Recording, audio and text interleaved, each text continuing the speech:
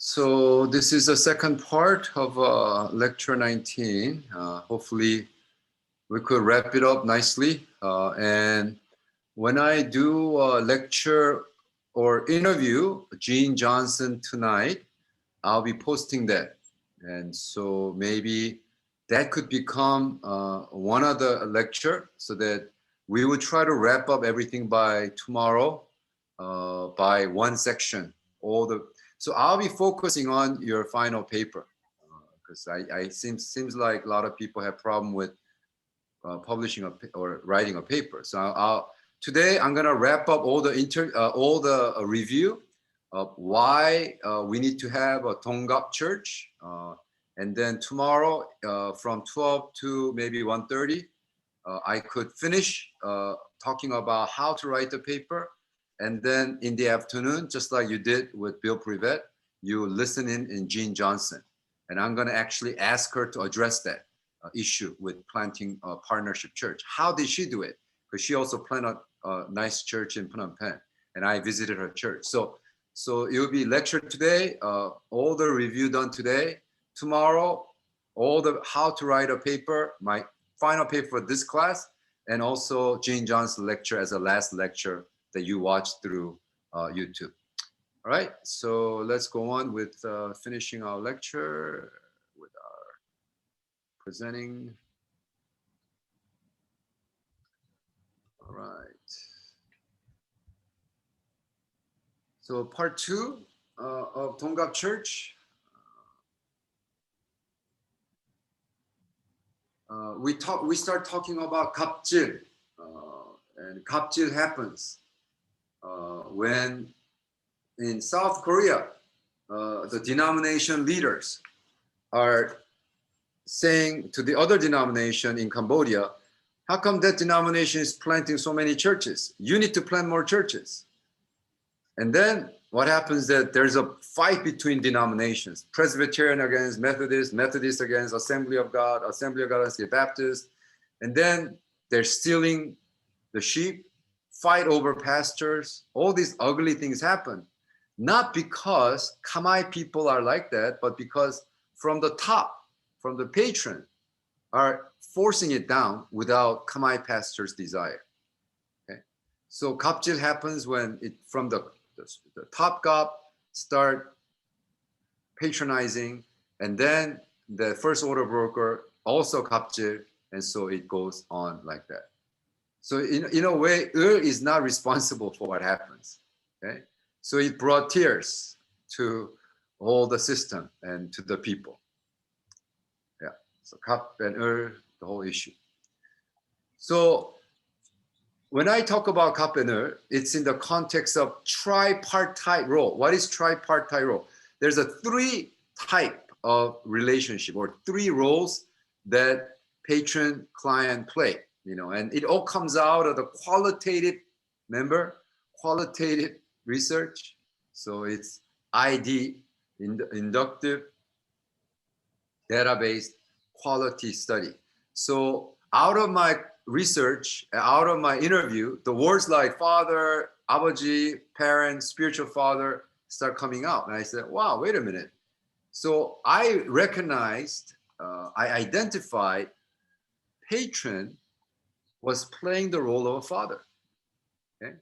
And then that patron has to now become a sponsor, and then that sponsor better become a partner. And that's what I call Donggap.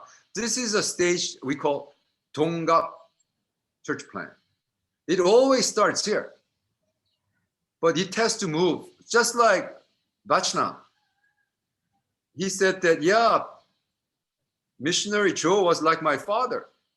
And then, but he sponsored him, and then he made the announcement, I cannot support anybody, anything.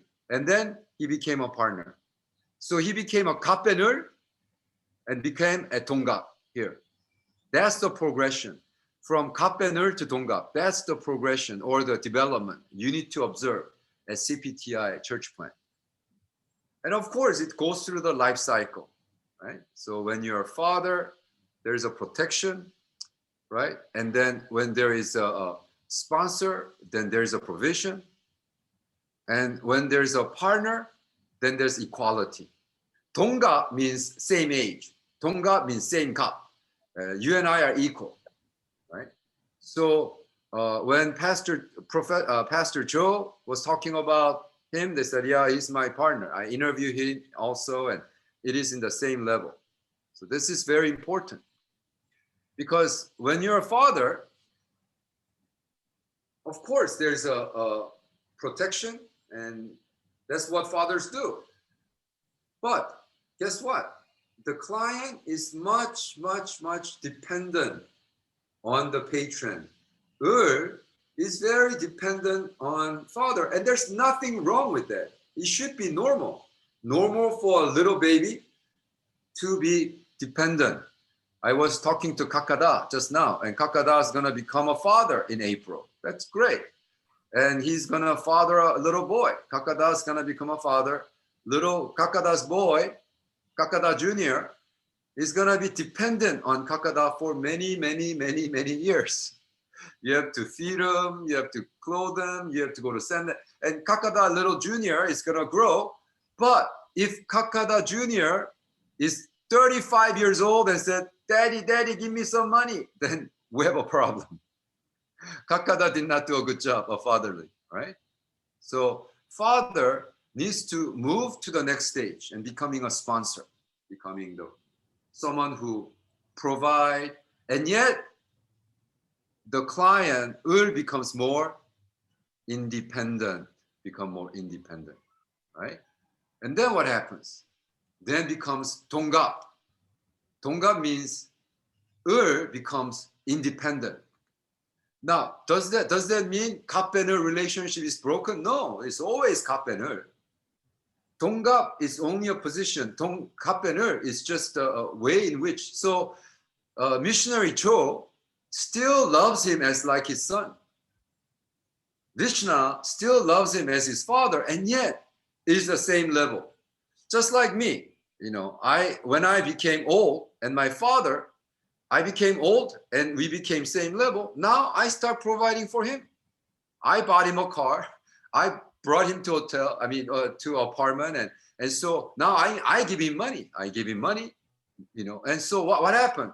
It changed, right? So he became interdependent, and also eventually it's going to change too. So that 동갑 is very, very critical. The key point is this has no problem. Whole process, not a problem. 갑 and 을, not a problem. It is when 갑 start doing 갑질, then we have a problem. Right? Just like this young guy, young Korean pastor, calling 탕 목사. And I got mad at him. I said, call him 탕 목사님, because you're patronizing, you little guy. Young Korean pastor was calling this man 목사. But I have a most respect for him. He's one of my spiritual leader. I consider him as a great pastor, and I respect him as my mentor, my 목사님. So I'll never call Pastor Tang 목사, right? Why? Because I have respect for him. And so when we patronize, then we have a problem. So the life cycle, this tripartite role continues. Okay, father, you need to protect. Sponsor, you need to provide. Partner, you need to be equal, right? Partnership.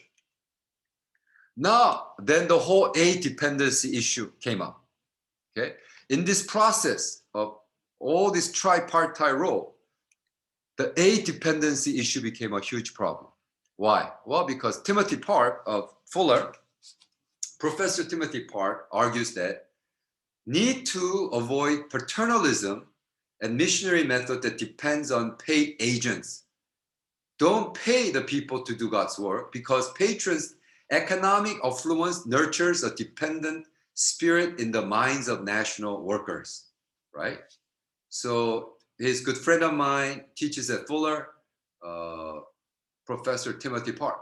So he's arguing that the moment that we start doing things with money, then we're not going to be successful.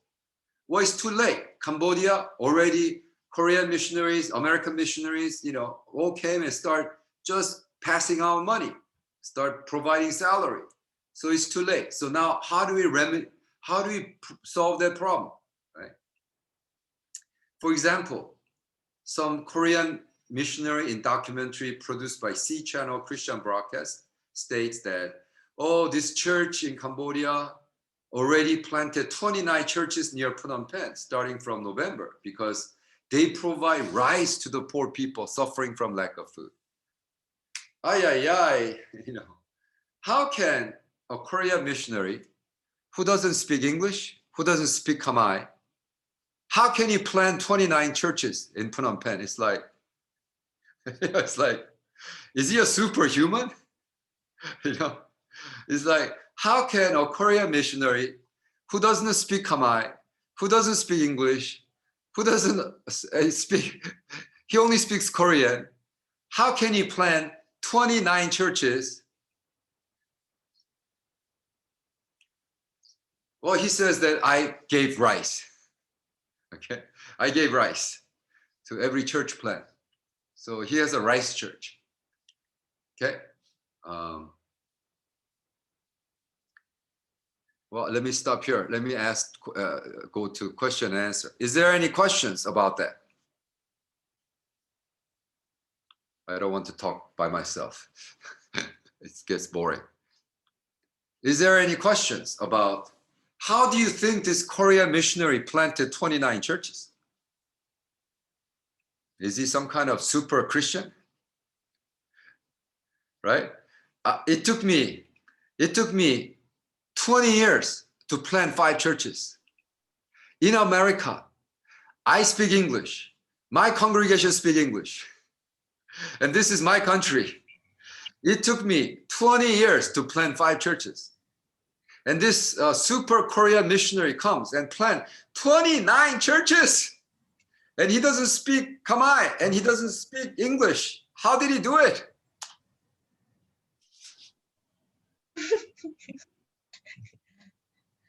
Là kịch mịch. Có thưa được thì chẳng có ao ăn co ao ấy tới cái màu.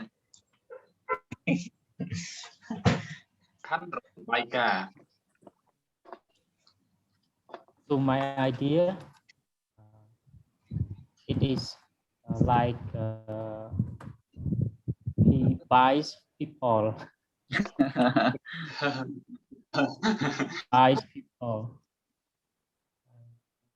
Because I have an experience that I evangelize to my people. Sometimes I meet 10 people, 5 people. I evangelize them, tell them the gospel. Sometimes none of them believe in Jesus Christ. The same language, same culture, and we speak Italy. Yeah. They can listen to me, they can ask me, but still there is no people in Jesus Christ by my evangelism. So how can the foreign, missionary and plant 26 churches without saying anything? Maybe I think that like a picture of providing, sponsor. He used money, and this is a dangerous of Christian in Cambodia, because a Cambodian will think that all Christianity, all Christian leader is a rich. So he want something from a Christian leader. As I am a leader, I am evangelical in my church. Also, when I visit to some poor family, yeah, he welcome me, and they think that maybe I'm a rich man because I'm Christian and I'm a rich man. I have a lot of money. Maybe it is true. I have nothing. just proclaim the word of God. Yeah. So this picture, yeah, maybe I don't know him, yeah, clearly. How can he plan 26 church in Cambodia? I don't know him, but I think that it is not a true church. Maybe needed. There are a lot of needed people who want something from church and join the church and worship, something like that. Yeah, it is so it's just idea because I don't know him. Yeah. But if the church the established will grow, yeah. If I say something bad, maybe I'm wrong because he planned a church 26, but God bless him, something like that. I don't know. Just is my idea. Yeah. Thank you. Yeah. Thank you, Darot. Yeah, I don't think. See, I know him personally, and so he's not a super Christian. So he makes this claim. He received a lot of money from Korea, and so he basically pays people, young people. You be a pastor. I'll give you 150 a month, and consider it church. And that's not a church. 10,000 churches like that in Cambodia would not evangelize Cambodia. When money runs out, everybody will leave. That's not Christian. Yeah. Anybody else thought on that?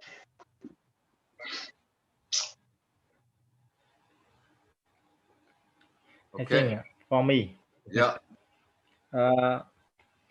The church fast to grow up because of Cambodian people think that the foreigner is the best one that rich than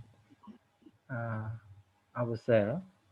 So the poor people go through the foreigner, just like missionary. Yeah.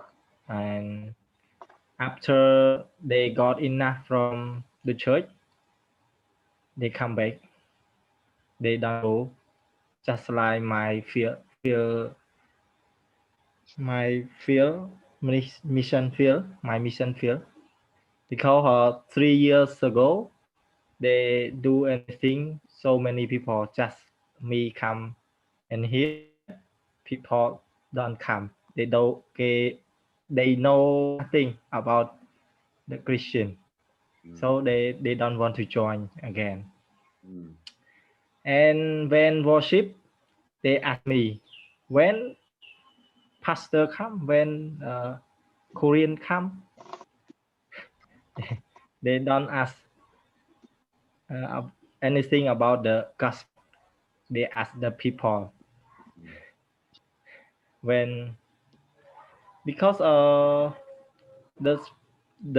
way that the missionary plan the church, they just like you say, the rice. People need rice, so give rice. They need what, they give something there. So after Up they enough, they don't want to need Jesus. So yeah, that's all. Okay. Anybody else want to talk about this incredible 29 church planters?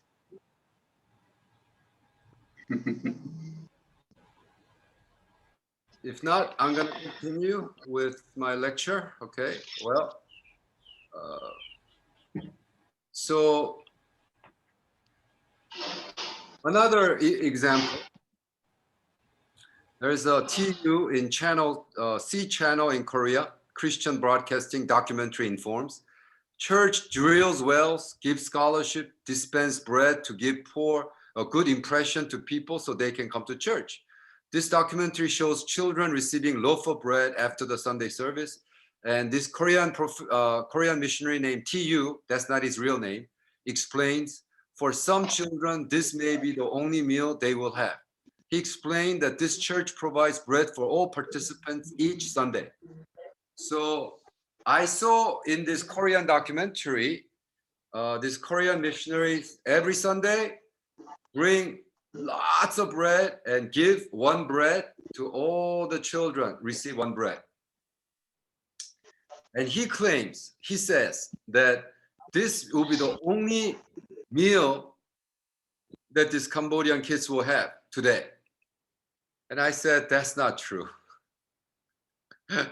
That's not true. Why? Because I lived in Cambodia for a long time. I've been to almost every part of Cambodia.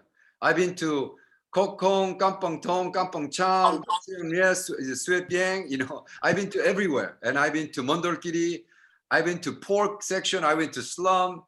And these children in his church was receiving a bread each. They were from Phnom Penh. And they were all dressed up nicely, wearing a very nice clothes, wearing a very nice shoes. And these are not poor kids.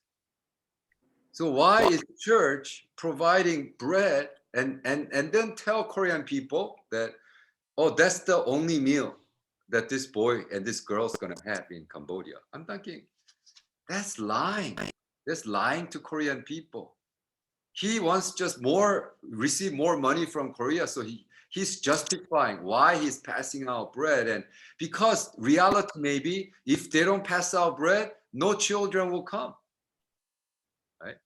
And that's the problem. When you condition your church, always come and receive, then we have a problem. When you go to temple, when you go Buddhist temple, you bring food to the temple. You give food to monks in Cambodia. And then we Christians supposedly come and say, no, we'll give you bread. Whether you are hungry or not, we'll give you bread. And I said, why giving bread? When are you going to teach them to give to church, right? Huge problem.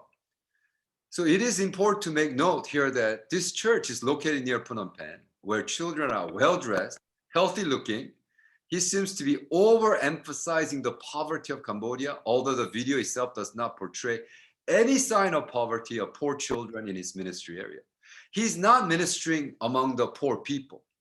He's not in the slum area. He's not in the poor area. He's not in the villages. He's not in, the poor section of Kampong Cham. He's in Phnom Penh. The kids probably has iPhone in his pocket. And yet they said, oh, this poor Cambodian kid need bread from us. That's not very good practice of church planting.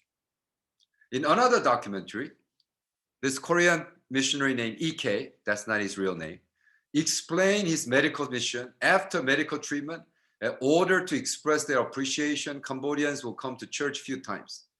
That is when we make sure to give them items like bread, soap, or rice, so they will continue to come to church. As time passes, they eventually become church members. Our church members are all the same. They first come to receive bread and to get to medical treatment, and then they trust in Jesus now. Wow. I said, that is just wrong practice. See, Korean missionaries are now bragging about how we should never do mission, how we should never plant church.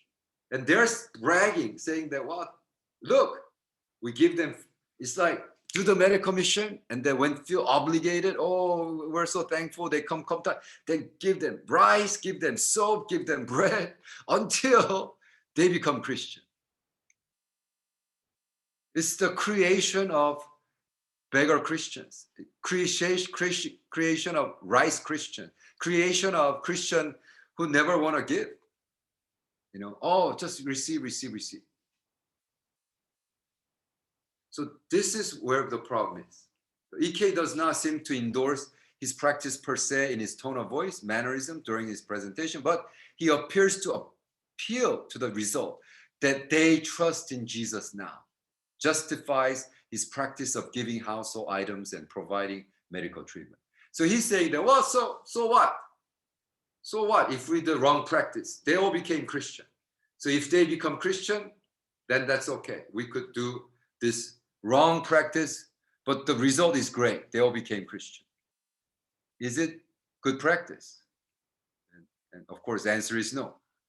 See, the missionary method Timothy Park criticized are precisely those kind of practice openly by and even shared on public documentary by EK to gain converts. Here, a dependency is not an obstacle to overcome, but the very means to sustain and increase their mission work in Cambodia. Wow. It's my own book, but that's a pretty powerful statement. It's my own writing, but so my argument is, you know, the aid dependency was created by missionaries so they could continue their mission work. That's my point. And that is really sad. So let's go back.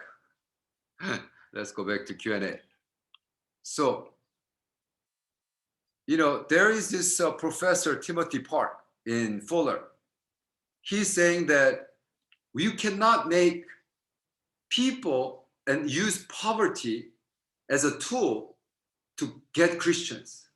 But that's the very thing that Korean missionaries bragging about in their own documentaries, done by a Christian channel. And Christian channel says, look, Cambodians are so poor, as long as you give them rice, oh, they're all gonna become Christian. That is an insult to people in Cambodia. That's like saying that, oh, you know, some part of Korea is so poor, just give them rice, and then they all gonna become Christian. And Koreans gonna get so mad. They're gonna say, who do you think we are? You know, you think we're rice Christian? We follow Jesus because Jesus is the way, the truth, and life. We don't follow because you give me rice.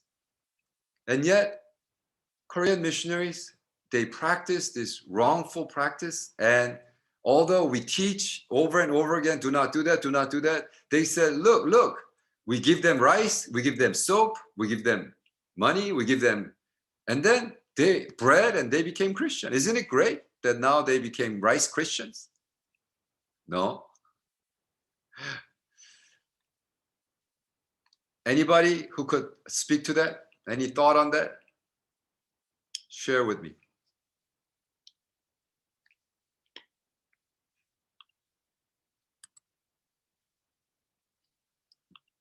Any thought? We're good? Should I continue?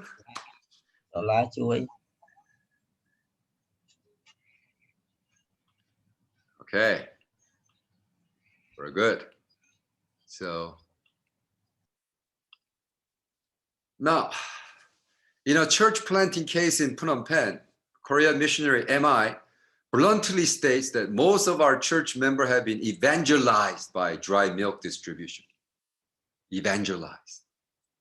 Since his ministry is located near the slums of Phnom Penh and most of the mothers do not have the means to buy milk for their children, this mode of dry milk distribution evangelism has become a standard way of conducting church outreach ministry.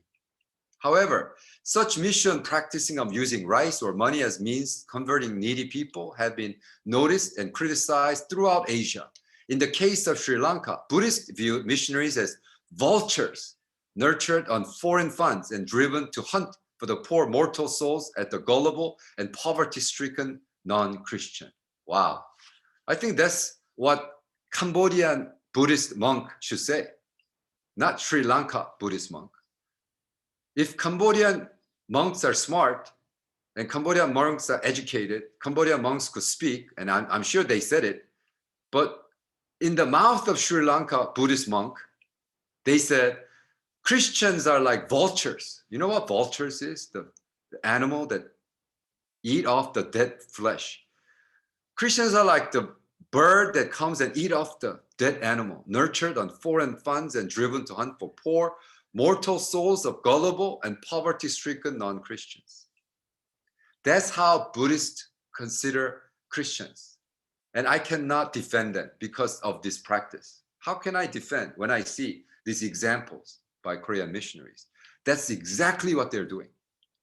Poor, gullible, poverty-stricken Cambodian, dry milk, soap, rice, bread. Come on, just come to my church. And then they said, oh, they're all Christian now because they come and attend. And when bread and all that ends, they're going to disappear. Just like the church that I visited, that I know closely, is only 30-member church.